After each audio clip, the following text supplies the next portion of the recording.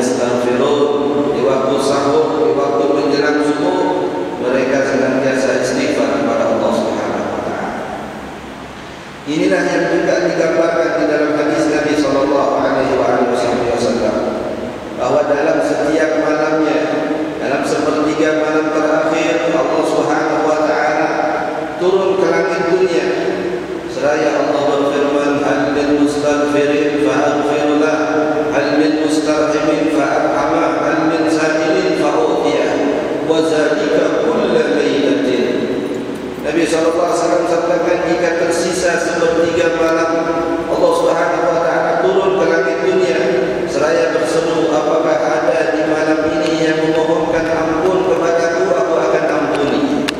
Apakah ada di malam ini yang mengharapkan rahmat dan kasih sayangku, aku beri kepadanya.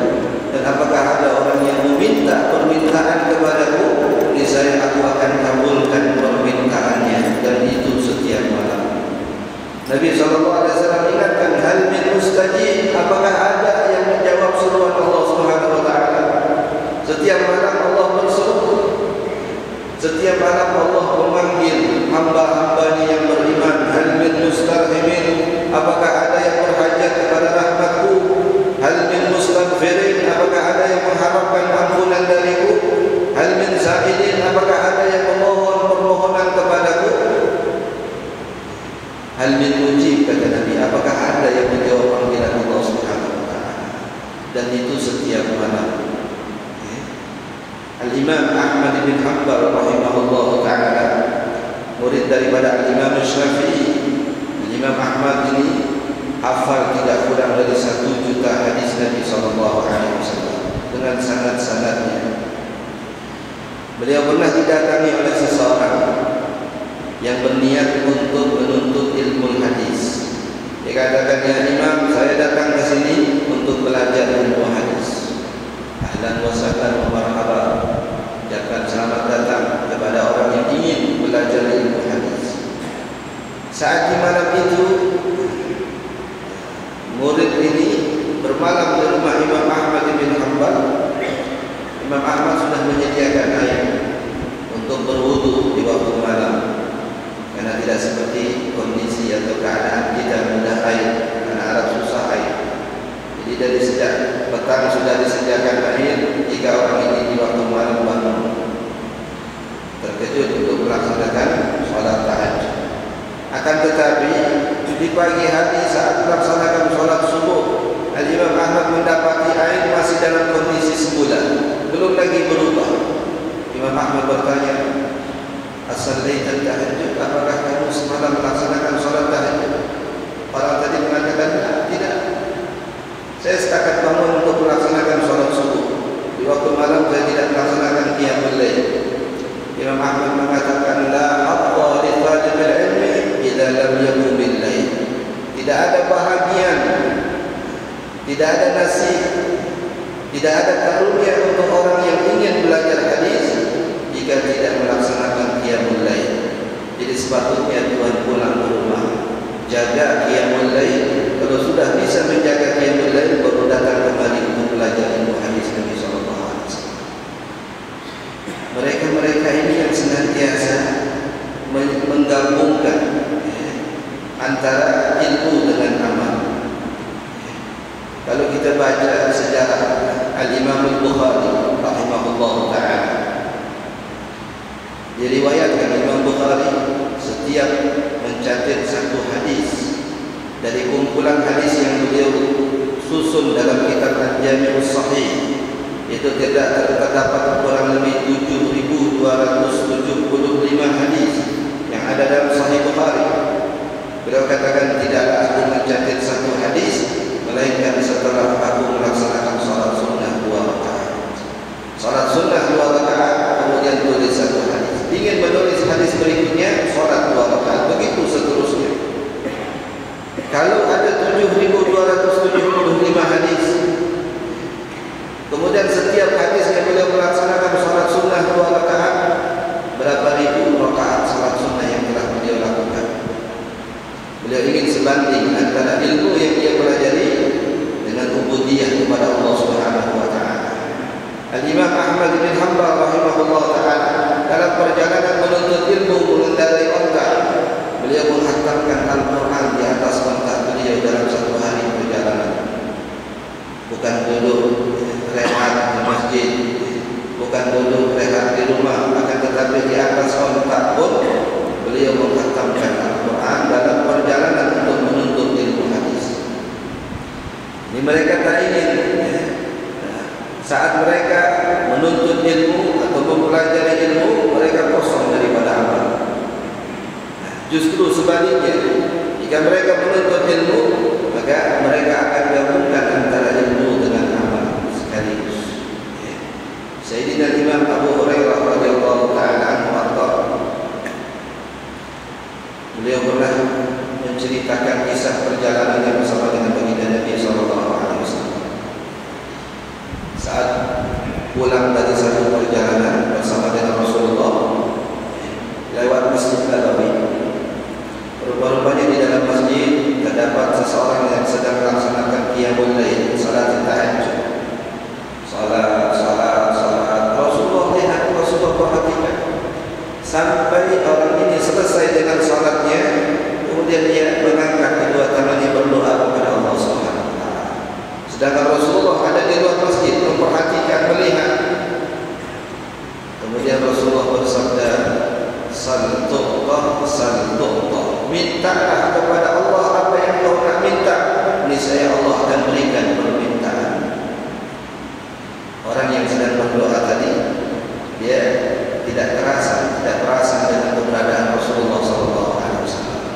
Karena Rasulullah ada di luar masjid, orang ini sedang salat di dalam masjid. Rasulullah perhatikan dari sejak awal dia salat sampai dia selesai salat. Saat dia berdoa mengangkat kedua tangannya, Rasul berkata, "Sal tu'ta, mintalah kepada Allah, niscaya permintaanmu dikabul oleh Allah Subhanahu wa taala." Kata Sayyidina Abu Hurairah radhiyallahu ta'ala anhu, mendengar bisyarah, mendengar hadis Nabi ini, aku nak pergi kepada orang tadi mengabarkan kepadanya kabar gembira dari Rasulullah SAW. Akan tetapi saat itu kata Sayyidina Abu Hurairah, aku sudah lapar, belum lagi makan. Sedangkan Rasulullah menjemput aku untuk makan di rumah beliau. Maka beliau datang ke rumah baginda Nabi SAW, ikut makan bersamanya. Kemudian balik ke masjid nak memberi kabar kepada orang tadi bahwa doanya diambilkan oleh Rasulullah SAW. Akan tetapi orang itu sudah tidak lagi tampak di dalam masjid. Kata Abu Hurairah, aku tak perasan siapa orang itu, tak tahu namanya pun juga tak lihat rupanya, karena di waktu malam di dalam masjid. Tapi yang menjadi perhatian dalam hadis ini, Nabi SAW seperti memberi kabar gembira bagi mereka yang munajat kepada Allah Subhanahu wa taala di tengah kegelapan malam, bahwa doa mereka lebih dekat untuk diijabah oleh Allah Subhanahu wa taala. Bahkan ulama-ulama sufi menyatakan, ma kutiba waliyun illa bil-lail, tidak ada seorang wali yang ditunjuk oleh Allah menjadi kekasihnya kecuali di waktu malam. Semacam pelantikan, penunjukan dari Allah kepada seseorang bahwa ia termasuk wali min awliyaillah, itu semua terjadi di waktu malam. Ini keistimewaan waktu yang tidak terdapat pada waktu-waktu yang lain. Nabi SAW sampai memberi kabar gembira kepada kita. Tatkala beliau bersabda, "Basyiril masya'ina fid dhulam bin nurit tam yaumil qiyamah." Berilah kabar gembira kepada mereka yang berjalan di tengah kegelapan malam menuju rumah-rumah Allah Subhanahu wa taala, bahwa mereka akan mendapatkan cahaya yang sempurna nanti di hari kiamat. Ulama hadis menjelaskan bahawa al-dhulam, kegelapan yang dimaksud oleh baginda Nabi adalah orang yang datang untuk melaksanakan sholat subuh dan melaksanakan sholat isya berjamaah.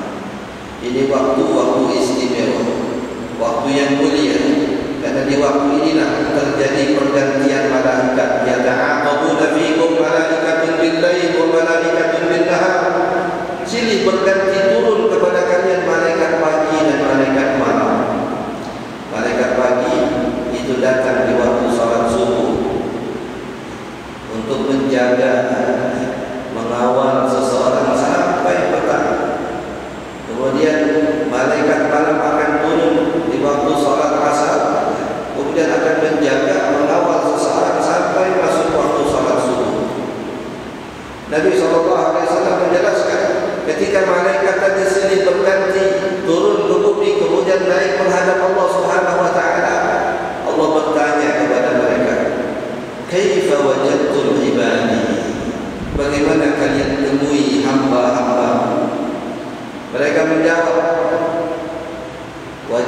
atainahum yusallun wa taraknahum yusallun.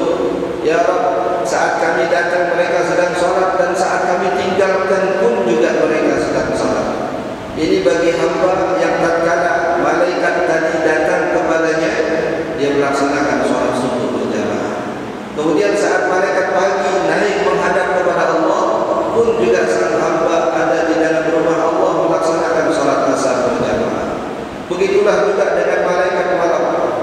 Tatkala ia turun di waktu asar mendapati seseorang melaksanakan salat asar berjamaah, kemudian tatkala malaikat malam naik kepada Allah di waktu subuh, mereka pun juga melapor kepada Allah Subhanahu wa taala, menyatakan atainahum wa hum yusallun wa taraknahum wa hum yusallun. Saat kami datang menjumpai mereka, mereka sedang salat.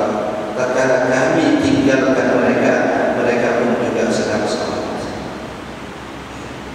Jangan justru dirubah. Atainahum wa hum yanamun wa taraknahum wa hum yanamun. Ya Allah, tatkala kami datang kepada malaikat pagi, kami dapati mereka masih tidur. Saat kami tinggalkan pun juga mereka masih tidur. Malaikat malam juga demikian. Saat kami datangi mereka sibuk dengan dunia. Tatkala kami tinggalkan di waktu subuh, mereka belum lagi bangkit dari tidurnya. Ini yang kata ulama mengecewakan malaikat. Yang lebih utama lagi mengecewakan Allah Subhanahu wa taala dan mengecewakan baginda Nabi sallallahu alaihi wasallam. Inilah mengapa para salaf memberi perhatian lebih kepada dua salat ini. Nabi sallallahu alaihi wasallam sebut dua salat ini sebagai salat al-fardain. Allah Subhanahu wa taala memberi garansi orang yang menjaga dua salat ini, yaitu salat subuh dengan salat asar, yang disebut salat al-fardain, maka Allah Subhanahu wa taala akan selamatkan, jauhkan dari siksaan api neraka. Bahkan sebagian ulama tafsir menyebut bahwa yang dimaksud dengan firman Allah Subhanahu wa taala, hafizu 'ala as-salawati was-salatil wusta, as-salatil wusta adalah salatul asar. Bahkan Nabi sallallahu alaihi wasallam sebut di dalam hadis secara khusus keistimewaan salat asar. Man taraka salatal asri fa ka'annama wutira ahluhu. Barang siapa yang meninggalkan salat asar, seakan-akan ia kehilangan anggota keluarga, kehilangan anak-anaknya. Ini yang disebut dengan wutira ahluhu. Bagaimana seorang lelaki kehilangan istrinya, bagaimana seorang ibu kehilangan anaknya. Seperti itulah kesedihan yang sepatutnya dirasakan oleh orang yang meninggalkan salat asar. Di samping Nabi SAW memberi kabar gembira, tapi di hadis yang lain Nabi SAW memberi ancaman kepada mereka yang tidak menjaga kewajiban salat yang wajib. Ini yang menjadi perhatian para salaf. Sentiasa mereka menjaga kewajiban salat ini, karena inilah jalan satu-satunya untuk lebih dekat kepada Allah Subhanahu wa taala. Nabi SAW sebut di dalam hadis sebagai mi'rajul mu'min, as-salatu mi'rajul mu'min. Salat itu adalah mi'raj orang-orang yang beriman, untuk dia sampai ke tempat yang tidak akan dia sampai kepadanya kecuali melalui salat. Sahabat Nabi SAW Sayyidina Sauban radhiyallahu ta'ala anhu, tatkala Rasul sallallahu alaihi wasallam bertanya kepadanya, ya Sauban, sal hajatak, mintalah apa yang kau ingin. Sauban ini khadim, pelayan daripada baginda Nabi, sentiasa ada di hadapan rumah baginda Nabi SAW menanti apa hajat-hajat Rasulullah. Jadi setiap Rasulullah membuka pintu rumahnya, dia sudah dapati ada Sayyidina Sauban di depan rumah beliau, untuk menanti apa yang Rasulullah inginkan dari beliau. Sampai suatu hari Rasulullah SAW berkata, ya Sauban, sal hajat, mintalah keinginan. Karena Nabi SAW tidak ada satu sahabat pun yang berbuat baik kepada beliau, melainkan beliau balas kebaikannya saat itu juga, seketika itu juga. Man asda ilaina ma'rufan faqad kafanna. Sesiapa yang berbuat baik kepada kami, akan kami balas kebaikannya di dunia sebelum di akhirat. Kata Sayyidina Sauban ketika diberitahukan kepada Rasulullah, beliau berkata, ya Rasulullah, as'aluka murafaqataka fil jannah, as'aluka murafaqataka fil jannah. Aku meminta kepada Tuhan Rasul agar menjadi pendamping Tuhan Rasul di di dalam surga. Ini permintaan bukan kepada Allah straight, tapi minta melalui baginda Nabi SAW. As'aluka, aku meminta kepadamu, bukan as'alullah, bukan minta kepada Allah. Dan yang memberi garansi adalah Rasulullah SAW. As'aluka murafaqataka fil jannah, aku meminta kepadamu agar aku menjadi pendampingmu di dalam surga. Rasulullah berkata, awa ghaira dzalik, apakah ada permintaan selain itu? Janganlah minta yang ini, permintaan ini berat, permintaan ini jauh, untuk menjadi pendamping, untuk menjadi teman bagi Nabi di dalam surga. Sayyidina Thawban radhiyallahu ta'ala anhu menjawab, huwa dzaka ya Rasulullah, tidak ada yang lain selain ini ya Rasulullah yang aku inginkan. Karena beliau paham bahwa Rasulullah tidak akan menolak permintaan. Kalau Nabi katakan itu jauh, Sayyidina Thawban mengatakan yang ini dekat, kalau memang Tuhan berkehendak. Kalau Tuhan berkehendak meminta kepada Allah Subhanahu wa taala, wala sawfa yu'tika rabbuka fatarda, Allah akan sentiasa memberi kepada baginda Nabi sampai bila? Fatarda, sampai beliau senang dengan pemberian dari Allah Subhanahu wa taala.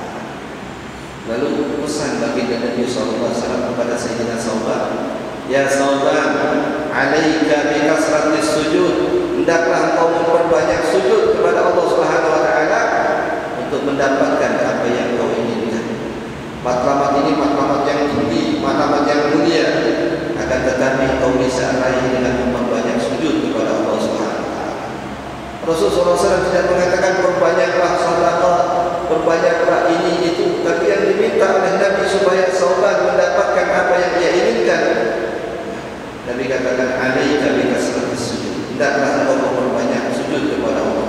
Dalam redaksi hadis yang lain dikatakan a'inni ala nafsika bi kasratis sujud, tolonglah diriku untuk bisa memberikan hajatmu dengan memperbanyak sujud kepada Allah Subhanahu wa taala.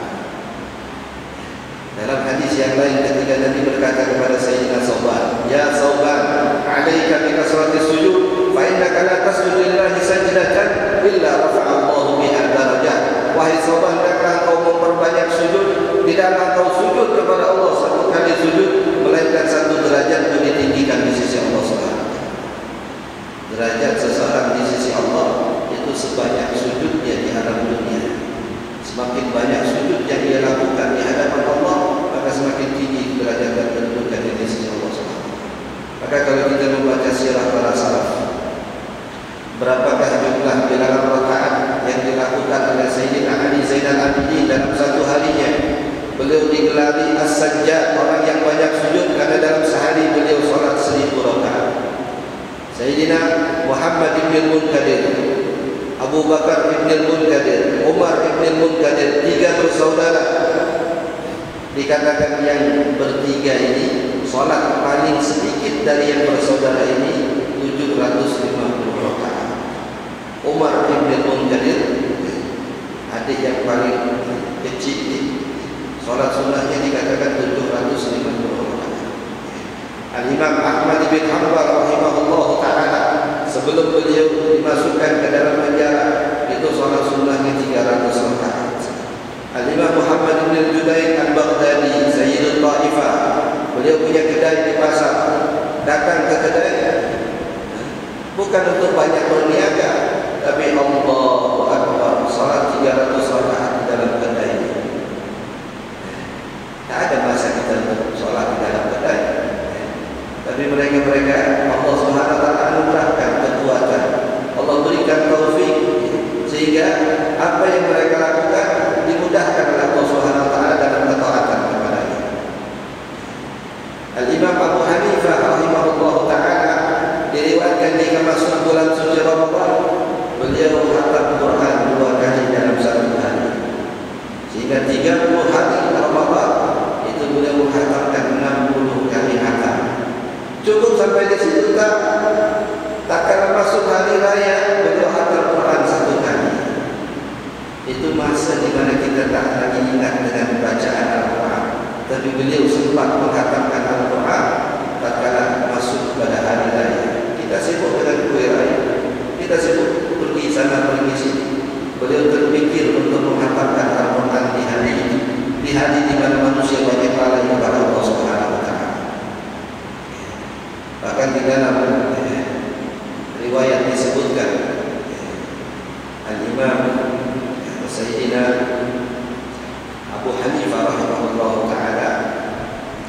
Beliau masuk ke dalam Ka'bah, kemudian beliau salat 2 rakaat.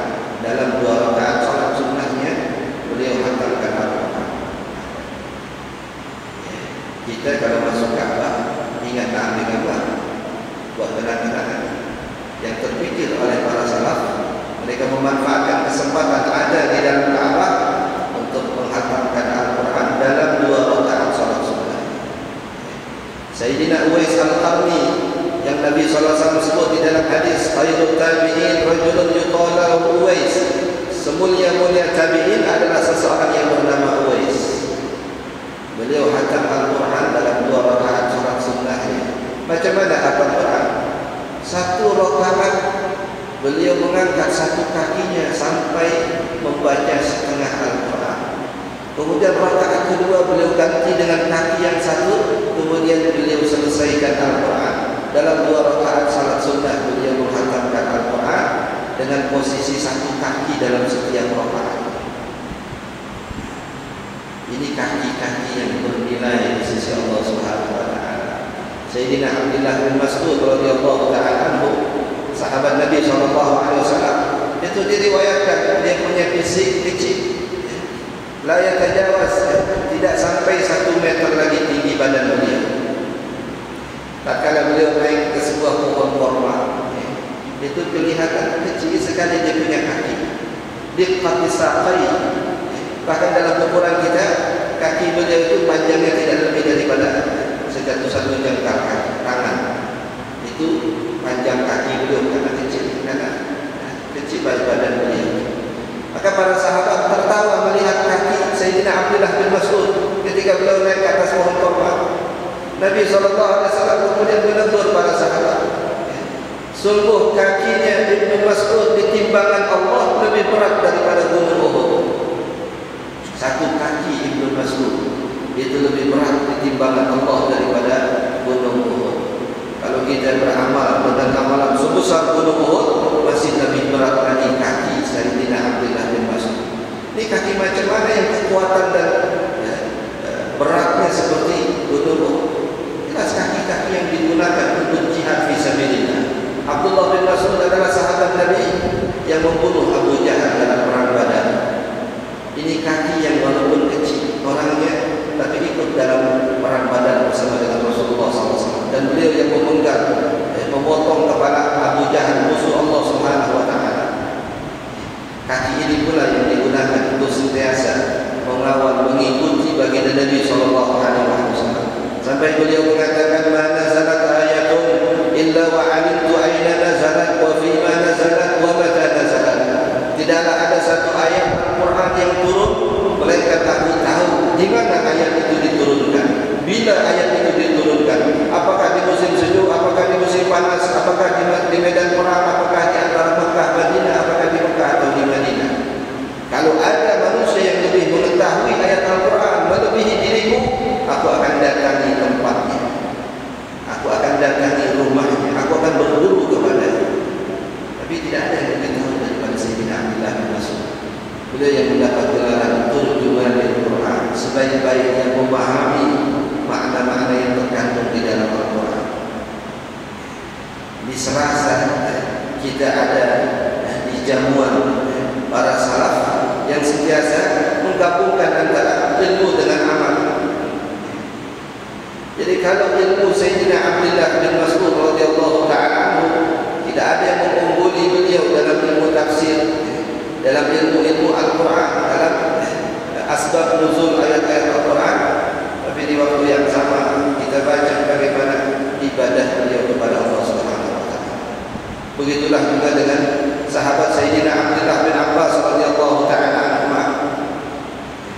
Beliau yang menceritakan bagaimana tatkala Rasulullah wafat, meninggal dunia, kemudian beliau berkata kepada kawannya, Sayyidina Ibnu Abbas, saat Rasul meninggal dunia usia beliau baru 13 tahun.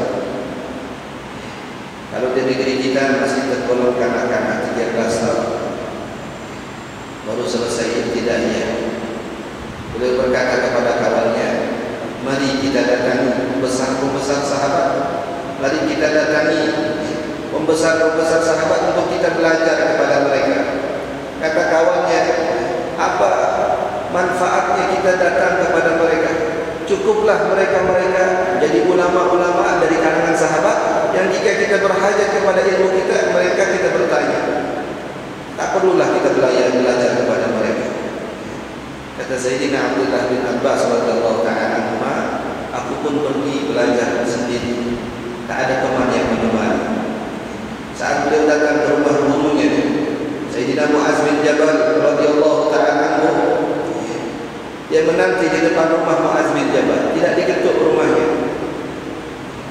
Dia berbaring di depan rumah Sayyidina Muaz bin Jabal, menanti sampai sang guru keluar dari rumah. Tatkala Sayyidina Muaz keluar dari rumahnya, dia dapati Sayyidina Abdullah bin Abbas sedang tertidur di situ. Debu sudah menutupi wajahnya. Beliau bangunkan. Ya budak ya Rasulullah, lau arsalta ilayya la'ataituka. Wahai keponakan baginda Nabi, wahai putra paman baginda Nabi, kenapa berpayah-payah tidur di sini menanti keluarnya aku?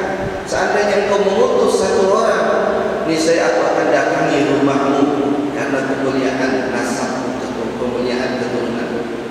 Beliau mengatakan, ilmu itu didatangi bukan mendatangi. Jadi aku datang ke sini untuk menghinakan diri. Maka Sayyidina Ibn Abbas menyatakan di dalam ucapan beliau, Zuliltu taliban fa'uzistu madluban. Aku merendahkan diriku, menghinakan diriku tatkala aku menuntut ilmu, kemudian aku dimuliakan ketika aku menyampaikan ilmu. Setelah menjadi ulama di zaman Sayyidina Umar bin Khattab radhiyallahu ta'ala anhu, Sayyidina Abdullah bin Abbas itu sudah dijadikan rujukan para sahabat untuk bertanya kepada beliau.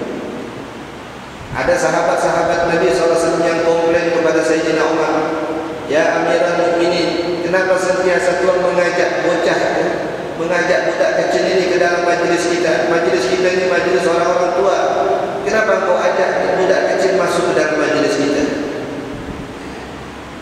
Beliau mengatakan, ini bukan seperti budak-budak biasa. Kalau engkau ingin membuktikan, kita buat perjanjian untuk hadir di majlis. Dan saya datangkan budak itu, Sayyidina Abdullah bin Abbas.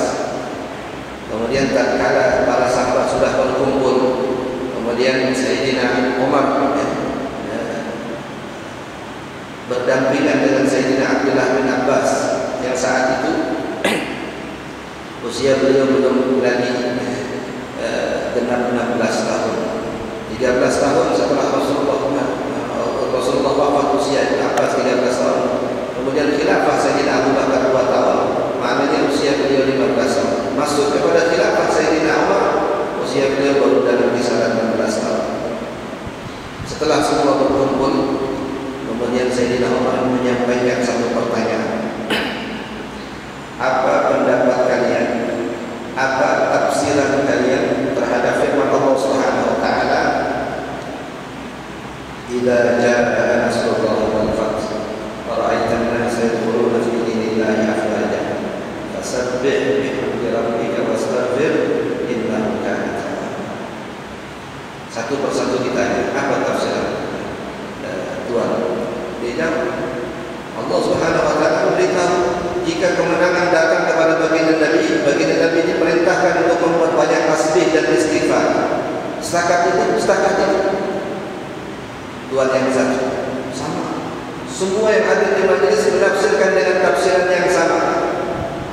Kemudian Sayyidina Umar menoleh kepada Sayyidina Abdullah bin Abbas, "Wa ma qauluka fiha ya Ibn Abbas?" Apa pendapatmu dengan tafsiran surat ini wahai Ibn Abbas? Kemudian Sayyidina Abdullah bin Abbas mengatakan, "Zaka ajalu Rasulullah sallallahu alaihi wasallam." Itu ayat atau itu surah adalah penanda sudah dekatnya ajal baginda Nabi sallallahu alaihi wasallam. Ulama tafsir menyepakati bahwa surah terakhir yang turun kepada baginda Nabi yang sempurna adalah surat Idza Jaa Nasrullahi wal Fath, yang sesudahnya Rasulullah SAW meninggal dunia. Ini surat yang komplit yang turun terakhir kepada baginda Nabi SAW. Jadi ayat ini menyatakan kalau Allah sudah memberi kemenangan, maknanya tugas kenabian baginda Nabi sudah selesai. Jika sudah selesai tugas beliau, maka sudah dekat saat-saat perjumpaan dengan Allah Subhanahu wa taala. Apa jawaban Sayyidina Umar? Ma ara illa ma ra'aita. Aku tidak berpendapat, aku tidak punya tafsiran kecuali seperti apa yang kau tafsirkan. Tidak seperti yang mereka tafsirkan. Kata Sayyidina Umar, tengok, apakah sama anak atau budak kecil ini dengan budak-budak yang kalian anggap? Ini beliau dapati bukan setakat karena beliau adalah putra dari paman baginda Nabi. Itu yang tadi diriwayatkan beliau sampai tertidur menanti kedatangan atau menanti keluarnya guru dari rumah beliau karena dia ingin menyusahkan hati sang guru. Kalau diketuk pintunya mungkin sang guru sedang rehat, mungkin sedang ada hajat dan seterusnya. Tapi beliau menunggu sampai sang guru keluar dari rumah. Dan tidak berlangsung lama, tidak memakan masa yang lama sesudahnya Sayyidina Abdullah bin Abbas sudah menjadi ulama dalam usia yang cukup muda. Ketika beliau didatangi oleh gurunya Sayyidina Mu'az bin Jabal dengan mengendarai seekor onta, tatkala sang guru datang, Sayyidina Abdullah bin Abbas memegangi kendali atau tali daripada onta sang guru. Kemudian kata Sayyidina Mu'az bin Jabal, ya ibn ammi Rasulullah, tak payah berbuat macam ini, saya bisa turun sendiri. Beliau menjawab, hakadha umirna an naf'ala bi ulama'ina. Seperti inilah kami diperintahkan untuk bersikap kepada para ulama-ulama kami. Bukan karena Sayyidina Mu'az sudah tua sehingga tidak bisa turun dari kuda beliau atau dari onta beliau. Ini bentuk penghormatan saya kepada seorang ulama yang Nabi katakan, a'lamu ummati bil halal wal haram Mu'az bin Jabal. Umatku yang paling paham masalah halal dan haram adalah Mu'az bin Jabal, dan beliau yang akan membawa bendera ulama nanti di hari kiamat. Semua ulama dari zaman Nabi Adam sampai akhir zaman ada di bawah bendera Sayyidina Mu'az bin Jabal di hari kiamat. Setelah turun dari onta beliau, dia ambil tangan Sayyidina Abdullah bin Abbas, kemudian beliau cium tangannya. Ini perbedaan usia, ini guru, ini murid. Maka Sayyidina Abdullah bin Abbas berkata, lima hafalta ala ma fa'alta, kenapa Tuhan berbuat seperti ini? Bukankah usiaku lebih muda? Bukankah aku adalah murid kepada Tuhan? Sayyidina Mu'az bin Jabal menjawab, hakadha umirna an naf'ala bi ali baiti nabiyina. Demikianlah yang Allah perintahkan kepada kami untuk bersikap kepada keluarga dan kerabat baginda Nabi sallallahu alaihi wasallam. Jadi kalau Ibnu Abbas memuliakan Sayyidina Mu'az karena beliau adalah ulama, Sayyidina Mu'az pun memuliakan Ibnu Abbas karena beliau termasuk kerabat baginda Nabi sallallahu alaihi wasallam. Jadi senantiasa melihat kepada orang lain dari sisi kelebihan, bukan dengan sisi kekurangannya. Sayyidina Abu Bakar ketika melihat anak yang lebih muda, beliau katakan orang ini lebih sedikit dosanya daripada dosa. Tak kala melihat kepada yang lebih tua, beliau berkata orang ini lebih dahulu beribadah kepada Allah dibanding dengan diri. Jadi senantiasa pandangan-pandangan kepada orang lain itu pandangan yang baik, husnudzan, yang tidak sebaliknya suudzon kepada orang lain. Maka di dalam perjalanan sejarah para salaf itu kita dapat mereka antara guru kepada murid, antara murid kepada guru itu sentiasa menjaga, memuliakan satu dengan yang lain. Apakah ada dalilnya? Nabi SAW sebut di dalam hadis, tawadhu liman ta'allamuna minhum wa liman tata'allamuna minhum wa liman tu'allimunahu. Tawadhu'lah kalian, merendahkanlah diri kalian kepada orang yang kalian belajar kepadanya dan orang yang kalian mengajarkan ilmu kepadanya. Kalau kalian belajar kepada seorang, tawadhu'lah. Kalau kalian mengajarkan orang pun juga bertawadhu'lah. Jadi tidak dituntut murid bertawadhu kepada guru sahaja, tapi guru juga bertawadhu kepada murid. Ini yang digambarkan dalam sirah para salaf. Al-Imam Asy-Syafi'i rahimahullahu ta'ala, beliau datang kepada Imam Malik untuk membaca kitab Muwatta. Beliau katakan, aku membaca kitab Muwatta di hadapan Imam Malik setelah aku menghafal kitab Muwatta. Dalam satu riwayat diriwayatkan beliau mengambil masa 10 hari untuk menghafal kitab Muwatta yang disusun oleh Imam Malik sebelum beliau membaca di hadapan Imam Malik. Tatkala sudah ada di hadapan Imam Malik, kemudian Imam Syafi'i berkata, "Aqra 'alaika am taqra 'alayya?" Apakah tuan yang ingin membaca di hadapanku atau aku yang membacakan di hadapan tuan? Kata Imam Malik, "Iqra 'alayya." Silakan baca di hadapan. Kata Imam Syafi'i rahimahullah ta'ala, saat aku membaca setelah menghafal kitab Muwatta, tapi di hadapan guru beliau membaca kitab Muwatta. Beliau katakan, tasaffahtul waraqata birifqin. Tatkala aku membuka lembaran demi lembaran kitab Muwatta, aku buka dengan lembut, hatta la yaqa waqtuhu ala sam'il Imam Malik, sehingga suara kertas ini tidak akan mengganggu dan menyusahkan perasaan Imam Malik. Setakat membuka kertas kitab Muwatta, beliau buka dengan lembut sehingga tidak menyusahkan, tidak mengganggu pendengaran Imam Malik. Pelan-pelan. Itu adab yang luar biasa. Kata Imam Syafi'i, setelah aku membaca,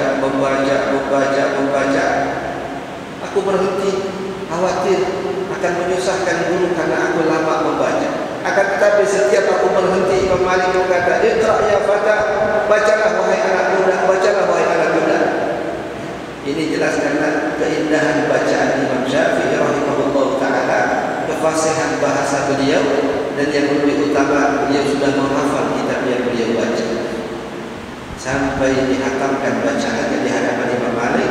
Itu hanya dalam beberapa kali pertemuan dengan beliau.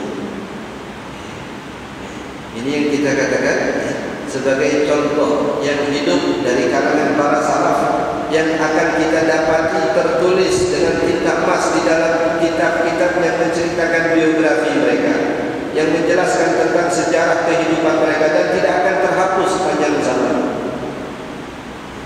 Imam Syafi'i memuliakan Imam Malik, Imam Ahmad memuliakan Imam Syafi'i, Imam Syafi'i memuliakan murid-murid Imam Abu Hanifah. Antara 4 mazhab itu seperti satu keluarga, yang satu dengan yang lainnya saling mengambil, saling mendapatkan manfaat dan saling menghormati di antara mereka. Kita saat ini kalau mendengar, baca sejarah para salaf, terasa jauh kita di hadapan mereka, terasa tidak ada yang kita bisa banggakan di hadapan sejarah ini. Salat kita dibanding dengan salat mereka, bacaan Quran kita dibanding bacaan Quran mereka, ilmu kita dibanding ilmu mereka, amal kita dibanding dengan amal mereka. Tapi apakah pintu kebaikan sudah tertutup bagi kita? Pintu kebaikan masih lagi terbuka bagi kita. Masih banyak kebaikan-kebaikan yang bisa kita lakukan, minimal untuk mendekati kedudukan mereka, untuk berusaha mendekati ketinggian maqam mereka di sisi Allah Subhanahu wa taala. Dan yang ini yang memang yang perlu dirubah dari cara hidup kita. Jadi kalau para salaf begitulah saat mereka hadir di majelis-majelis ilmu, begitulah saat mereka ada di hadapan guru, dan begitulah cara mereka datang ke rumah guru. Itulah yang harus kita, para salaf menyatakan, "Lau lam nakun hakada ma kunna hakada." Kalau kami tak berbuat seperti ini, kami tidak akan seperti ini. Lau lam nakun hakada ma kunna hakada. Jadi mereka bisa seperti itu karena mereka berbuat seperti itu. Jika kita tidak berbuat seperti apa yang mereka perbuat, kita tidak akan pernah bisa sama kedudukan kita dengan kedudukan mereka. Al-Imam Syafi'i mengatakan, "Asharu sahranad duja wa tabituhu nauman wa tabri ba'da dzalika li'abdi." Sepanjang malam aku beribadah kepada Allah. Sepanjang malam aku belajar menuntut ilmu Allah. Sedangkan kalian tidur. Kemudian kalian ingin sama kedudukannya dengan diriku. Kemudian kalian ingin tinggi makamnya seperti tingginya makam para ulama. Ayat tarjun najata wa lam tasluk masalikaha inna safinata la tajri 'ala al-yabas.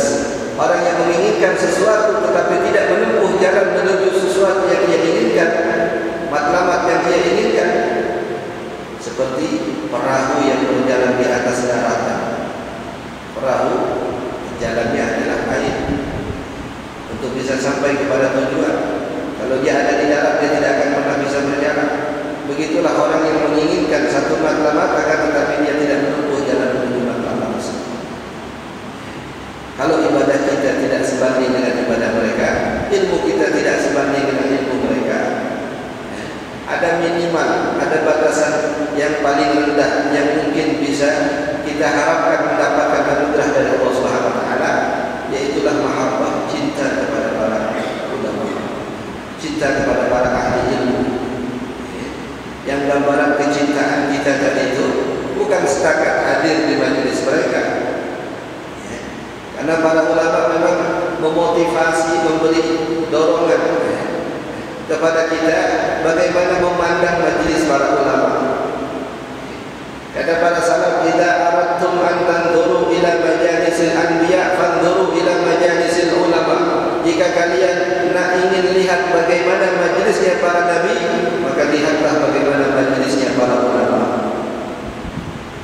Kita tak lagi bisa tengok majelis para anbiya, karena kenabian sudah ditutup dengan baginda Nabi SAW. Tapi ulama mengatakan, jika ingin menengok, jika ingin melihat majlis para anbiya, maka lihatlah majlis para ulama. Kita belum lagi maksimal mengkondisikan majlis kita seperti majlis para ulama yang digambarkan oleh Sayyidina Anas bin Malik, bagaimana para sahabat ada di majlis Rasulullah SAW. Ka'annama ala ru'usihim at-tayr, seakan-akan di atas kepala mereka terdapat seekor burung yang mereka takut terbang. Khusu, khudu, inkisar, tadallul, tawadhu, merendah di hadapan orang yang menyampaikan hadis-hadis Nabi SAW. Sampai digambarkan Al-Imam Rabi' bin Sulaiman Al-Muradi, murid daripada Al-Imam Asy-Syafi'i.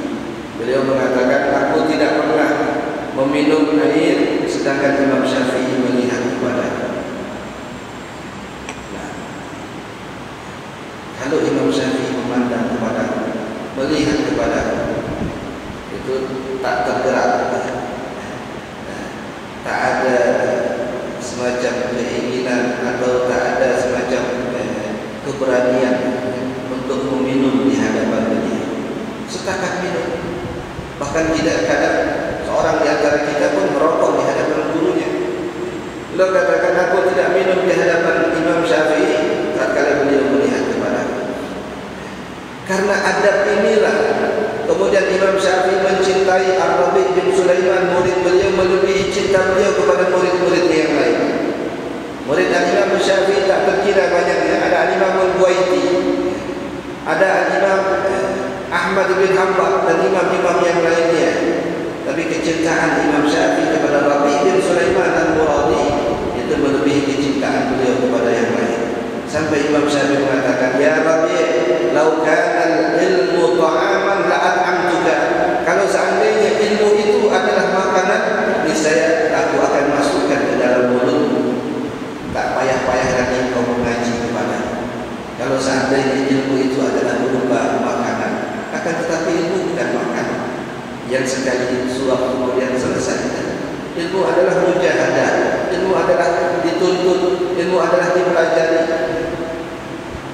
Ini yang tidak didapat dengan banyaknya ilmu tetapi didapat dengan tawadhu, didapat dengan akhlak yang mulia. Karena Ar-Rabi bin Sulaiman Al-Muradi, beliau dikatakan khadim kepada Imam Syafi'i yang menyuguhkan minuman untuk para tetamu, yang menyediakan hajat-hajat Imam Syafi'i, yang pergi ke sana kemari untuk memenuhi hajat Imam Syafi'i adalah Rabi bin Sulaiman. Mungkin dari segi ilmu yang lain lebih banyak ilmunya dibanding dengan beliau. Karena yang lain sedang menuntut ilmu, beliau sedang hajat Imam Syafi'i, sedang pergi untuk memenuhi hajat Imam Syafi'i. Tatkala yang lain duduk mengaji kepada Imam Syafi'i, beliau sibuk menyiapkan keperluan-keperluan Imam Syafi'i dan murid-murid beliau.